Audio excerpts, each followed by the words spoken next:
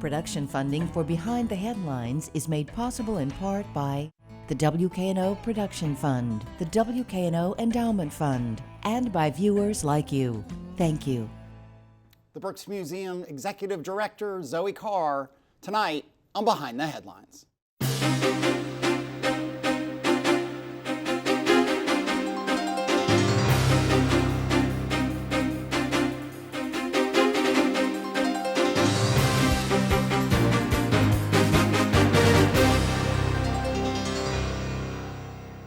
I'm Eric Barnes with the Daily Memphian. Thanks for joining us. I am joined tonight by Zoe Carr, the 1 year in Executive Director of Brooks Museum. Thanks for being here. Thanks so much for having me. Along with Bill Dries, reporter with the Daily Memphian. I say you're 1 year in. You started November, so coming up on 1 year. The new museum downtown has broken ground recently, and we'll talk about that. But we also always want to say, and you all try to emphasize, the old museum is very much still open, and we'll talk a lot about exhibits that are going on and upcoming exhibits over the next couple of years while the museum at Overton Park it remains open and all kinds of things happening there. I guess the status update on the new museum.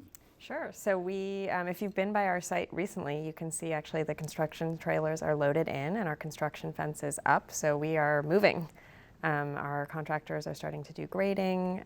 So it feels like the construction has really officially started. There was a little bit of a lag between our groundbreaking ceremony and the real start of construction. And we're really excited about that. And it'll be 2025, 2026, 2025? Yeah, tail end of 2025, we think. Okay. So it open at the old museum until then, and then exactly. Downtown. Yep. The fundraising, status on fundraising, it's a huge project. I don't even know what the estimated price tag is at this point. Is what? So at the groundbreaking, we announced that the current campaign goal is $180 million, and we are at 75%, or we were at the groundbreaking, and actually since then we've made significant progress. Okay. And I guess for people who aren't as close to this, and this has got to be a question you're so tired of, because it was a decision made before you got here. But why is the Brooks moving? So I think it's there's many answers to that question. The decision to move ultimately came from looking at the current site and the opportunities that it afforded to grow the museum. The building we're in now is a very challenging space to operate, and looking towards the future, the board understood we would need to undertake major renovations and ideally also an expansion. But our current site is really hemmed in. We have the golf course on two sides and then the Shell on another side. So there's really no room to grow in Overton Park. And they were looking at this patchwork of buildings, right? There's the original 1916 pavilion and then later additions, and bringing those up to code would have been very expensive and not really netted a lot of additional space. So there was just the simple fact that staying in Overton Park didn't really make good sense. And then there was this opportunity that downtown Memphis was receiving a ton of energy and reinvestment. I think the decision to reinvigorate Tom Lee Park was made right around that time. The Studio Gang plan for the riverfront. So there was this energy and optimism around downtown Memphis that caused the board to really look towards downtown in a new way. And I think at that point, the city offered this incredible site. I mean, if you haven't been down to our site, I get emotional every time I go down there because it is the most spectacular site. And the fact that the city wanted to give it to an art museum is such an incredible statement of faith in the arts and what they can do for the city. I think it was a very easy decision once that site became available, and imagining what the museum could do for downtown and really vice versa, right? So the museum will drive foot traffic, drive tourism, help retain and attract talent to our region. But the museum also will benefit from being downtown because in Overton Park, we really receive very few tourists. Overton Park is very convenient, and we as Memphians know how close it is to downtown, but if you're visiting from out of town, it feels really far away. Yeah. Whereas all of the cultural amenities downtown have a really strong tourist attendance. So our colleagues at the Civil Rights Museum have, I think, about 300,000 visitors a year.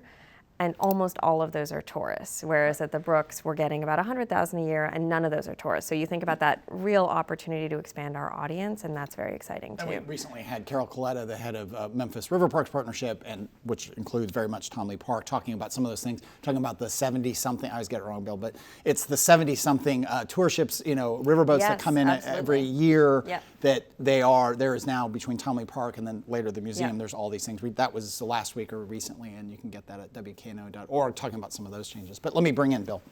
From what I understand, the existing Brooks, the Brooks in Overton Park now, it is hard to get traveling exhibits, national exhibits to come in there because art museums are more than just putting paintings on a wall or putting sculptures out there. There are all kinds of climate control considerations.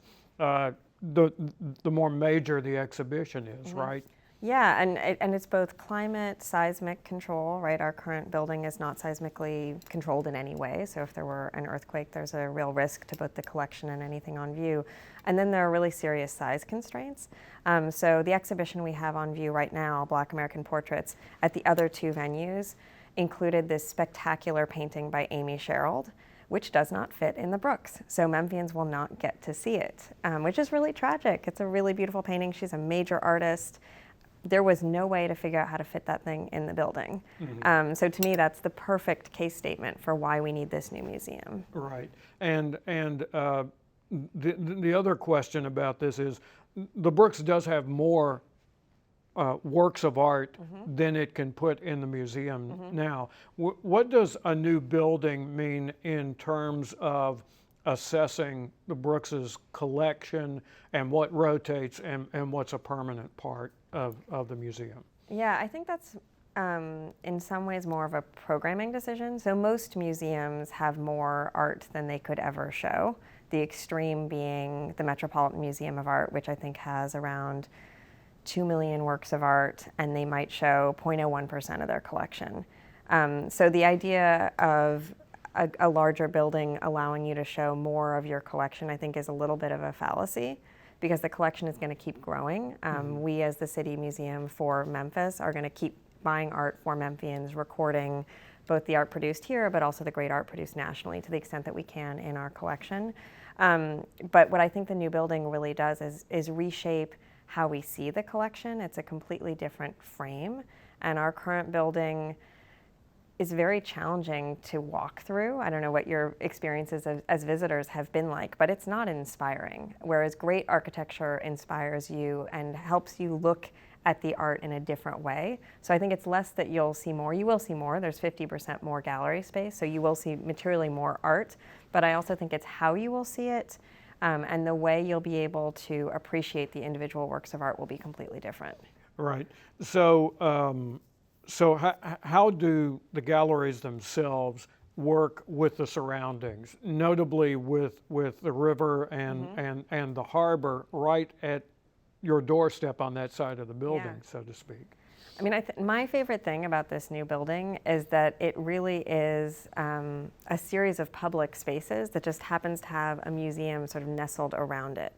So the largest part of the museum is free, open public space. There's a huge courtyard at the center of the museum, and the galleries actually run around the courtyard. And then the entire roof of the museum is a roof garden. So most of the museum, right, if you want to use air quotes, because it's not museum space, although we will program it, is free, essentially public space, park space, that will have art in it and that the museum will program. And then there are galleries that run in a ring around that courtyard space. So there's no front door, no back door to the galleries, which is really exciting from a curatorial point of view. It means that we aren't prioritizing any one period of time or culture over another. In most museums, there's one front door, and the museum kind of subtly tells you how important something is based on how close it is to that front door. So in most museums, if you think about any museum you've been to, and I won't name any here just in case it gets shared, but typically I name some, there's a lobby and then there's a set of galleries right off the lobby. And generally speaking, in most American museums, what you'll find in that set of galleries is European painting and sculpture, which says very loudly, this is the most important thing in the museum. And if you want to go find pre-Columbian art or Islamic art or Chinese art, try the basement or try the attic, and that's probably where you'll find it. Our museum is all on one level, so we are literally putting all of the collections on a level playing field, and there's no front door and there's no back door, so there isn't this sense of what is most important, and it also allows us to connect each work of art to multiple narratives. So for any one painting, you could approach it from a story about the history of the artist, or a story about abstraction, or about what was going on in Memphis in the 1960s, right? So you can imagine these multiple points of entry into any one work of art, which is really exciting. And also there has been some discussion about how to continue what is a bluff walk that stretches across that area. And currently the river side of that property, I believe, has railroad tracks there. So will the bluff walk continue along this block where the new museum is? I would argue yes. So the bluff walk currently ends actually midway through the block, through Monroe Avenue on the Cosset Avenue side. So if you've tried to walk the bluff, you need to go behind this forbidding wall that runs along Cosset Library and find this pathway. And then it runs about 4 blocks from Cosset to U of M, across a bridge over to the park. What our new building will do actually is remove that wall that makes the bluff walk so inaccessible, or really invisible, because we are converting Monroe Avenue from a functioning street that goes from Front down to Riverside into one that is only accessible to cars in the bottom half. So the lower half near Riverside is how you will pull into our parking garage. You would turn off of Riverside onto Monroe into a parking garage, and the top half is actually a plaza space connecting the museum to Cosset Library and to the bluff walk.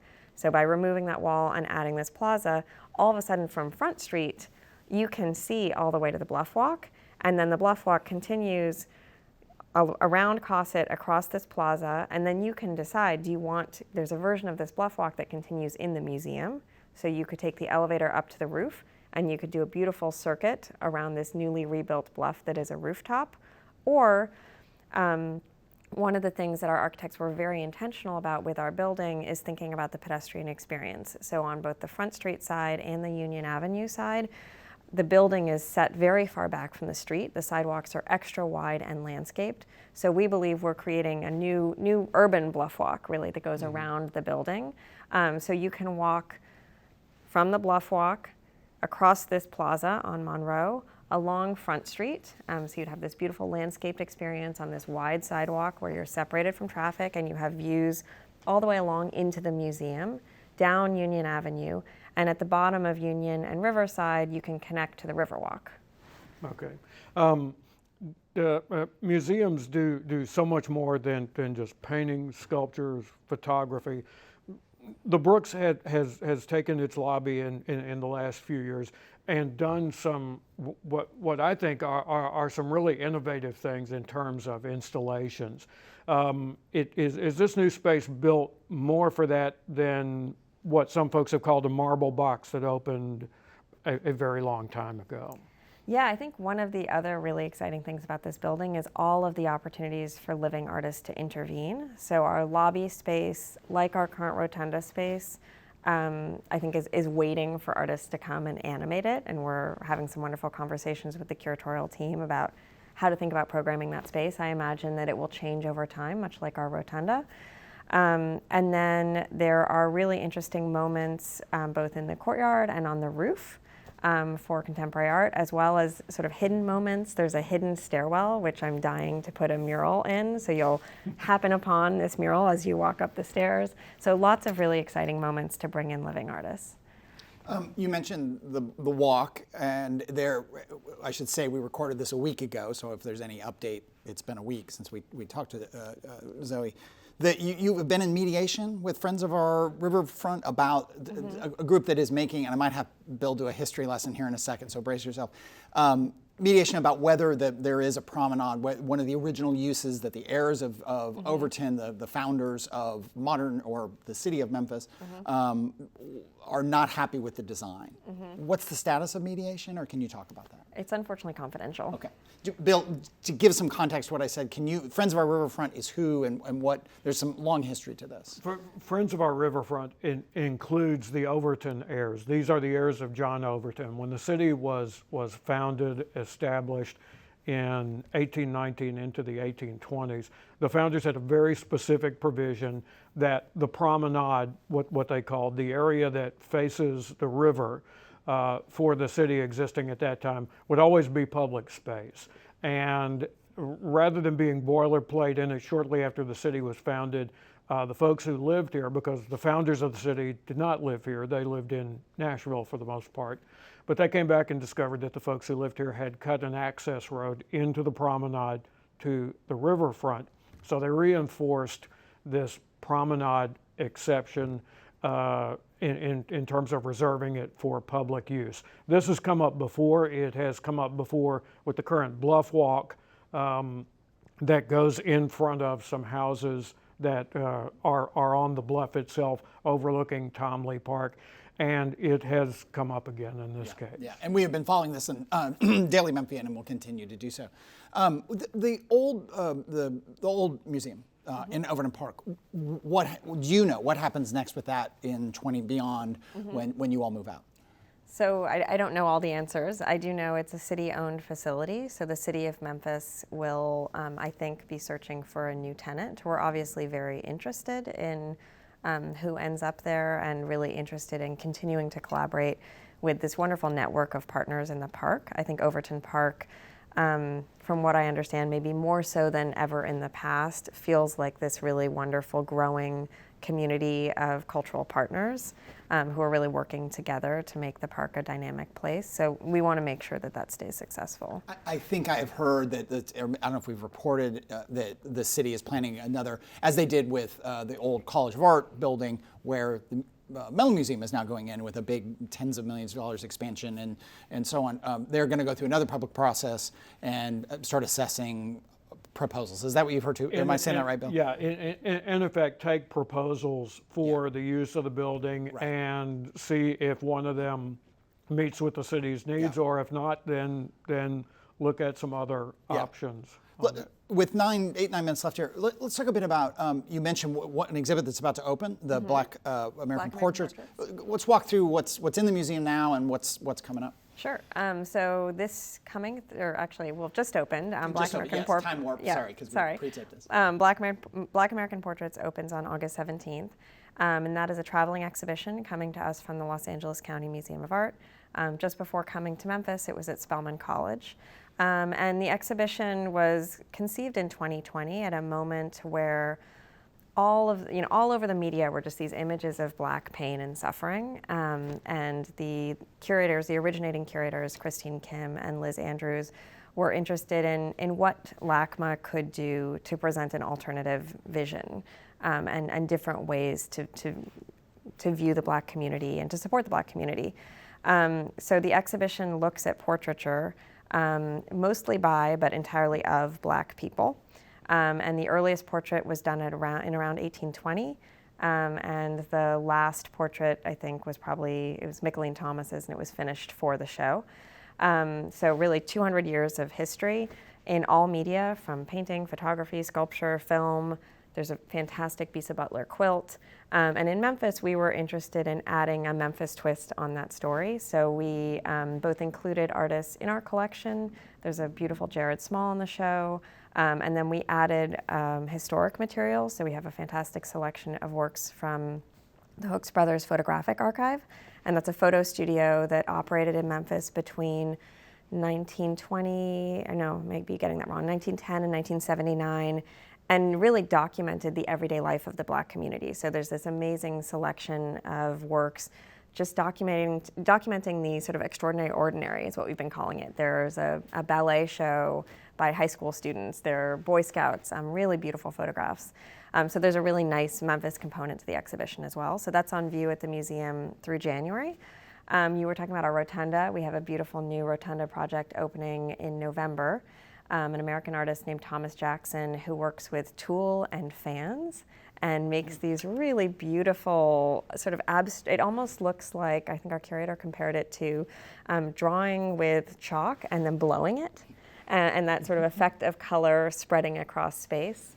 And then our big spring exhibition is Christian Siriano. He's probably most famous for his role on Project Runway, but is really interesting designer in that he is very focused on making anyone and everyone look fabulous regardless of their body size.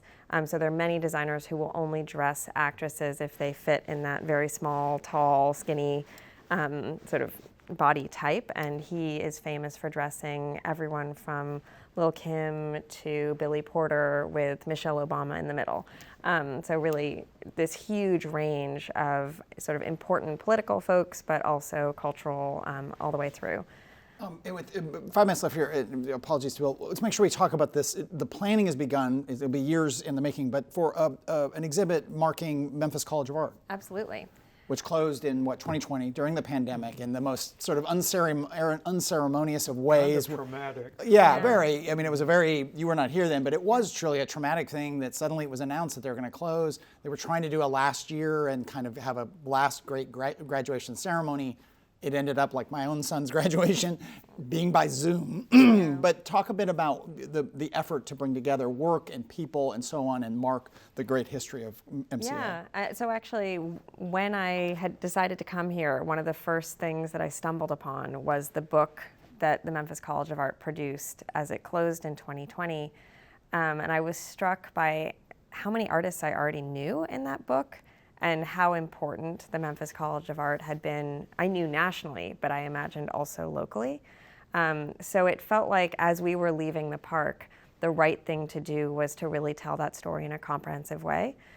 So we're working with Marina Pacini, who is the museum's longtime chief curator and has spent her entire career working in and around Memphis, so is the perfect person.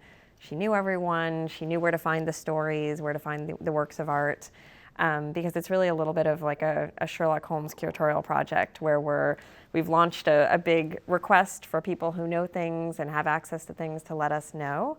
We really want this to be a groundbreaking exhibition in terms of the artists who are included, the works of art that we feature, and to be the story of the Memphis College of Art, and we think establish its national reputation, which is so well deserved. And I got to interview Marina and also the museum's curator Patricia Daigle for the Sidebar podcast I do on Daily Memphian, and people can go there. There's an article if you search. I don't want to hype that, but it was a really interesting conversation. There's so many connections to MCA, and they really are looking for folks, not just former artists, but former teachers, people who know artists and teachers. I mean, really as wide a net. And if you go to that article, there's a link to where you can, or you can go to the museum's website. There's a link there where you can just say, hey, I think I know this person. I think I have this piece of art. You're not going to come take their piece of art, right? But you want to know about it. You want to catalog it. You want to put that together. Yeah. Bill, with a couple minutes left. That kind of raises a question about coming here and seeing what the contemporary art scene is like here. We're both here. We both lived here for. How does Memphis compare to what's going on in other cities in that regard? I mean, I think I'm not gonna before I answer your question. Like, one of the best parts about my career, I've lived in a bunch of different cities, is learning about the local art scene in each city. So I started my career at the Philadelphia Museum of Art and learning all about the artists living and working there, and then moving to Los Angeles. And each time I knew nothing going in. And learning about all these amazing artists is one of the best parts about switching cities. And it's been really thrilling to learn about all the artists who have worked here, who still work here. I got to do a studio visit with Vita Reed, who's just like, I love her work. It's so beautiful. So there's just so many artists living and working in Memphis. It's a really dynamic art community. And I think more than other museums I've worked at, there's this opportunity as the city's museum to really be intentional about supporting those artists and supporting their work. So one of the projects we did this summer that's still on view, we worked with Kong Wee Pang, who's a super talented graphic designer and artist, to launch an inaugural program for us called the Art Garden. So she took over our plaza and she designed umbrellas, sort of sunshade umbrellas, and then she, and all kinds of merchandise, but also got so excited about the project that she experimented with augmented reality sculpture on our plaza. So if you come visit us, you can scan a QR code and these little sculptures dance all around the plaza. So we've just been thinking very intentionally about all the different ways we can partner with and lift up Memphis's artists, because it does feel like more than other cities I've lived in, there are fewer pathways, there are fewer connections between Memphis and the big art markets in New York, LA, Dallas. And it's very much part of our job as museums to support those artists, support their growth, but also support them getting out in the world. And that isolation also affects what you see in terms of the art too, right? I feel like it's less that artists aren't getting out of Memphis, and more that buyers aren't finding the artists. Okay. Yeah. We are out of time. Thank you, and thank Bill. You were nice enough to sit down with me in the spring. We talked more about how you got into art museums and so on. That's also on the sidebar. You can get it through wherever you get your podcast, or if you go to the Daily Memphian. But thanks so much for being here. We really appreciate it. Thank you. As we close, I should note that we will soon be getting back to our profiles of the major candidates for Memphis mayor. We recently last week we interviewed Van Turner. We've also interviewed Karen Camper, Frank Colvett, who's since dropped out, J.W. Gibson, and Michelle McKissick, and we've got coming up in the next month or 6 weeks, Paul Young, former Mayor Willie Harrington, and Sheriff Floyd Bonner. All those are on WKNO.org, or you can search Behind the Headlines on YouTube and get those. You also, this last Monday, we had a debate. Kanji Anthony and I co-moderated a debate with the major candidates, and you can get that if you missed it on WKNO.org. You can search mayoral debate on YouTube, go to the Daily Memphian site, however you want to get that. All the past episodes of Behind the Headlines are also available on WKNO.org or available as a podcast. Thanks very much for joining us, and we'll see you next week.